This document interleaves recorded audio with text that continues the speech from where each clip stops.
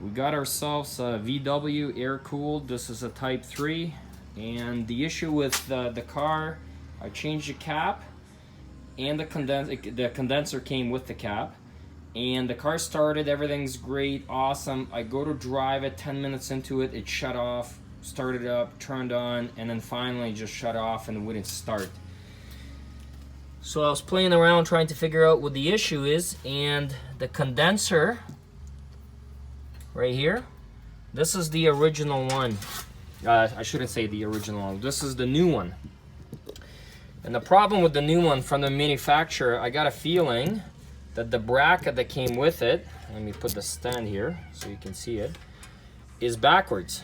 So they put this bracket backwards, and this wire over here is too short. So I don't have a way. The bracket's supposed to hold this connector, and it's just not enough. I don't know if you can see. So when I originally put it in, it was holding on the actual rubber. As the car was vibrating, it came loose, and this was touching the ground. Okay?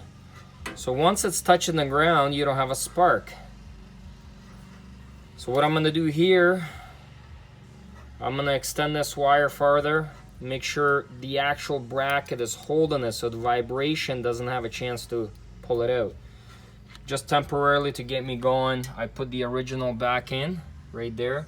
So if your car is doing kind of the same thing, keep an eye right there to make sure it's not grounding itself out. So this wire here, anytime it touches any other ground, you will not have a spark.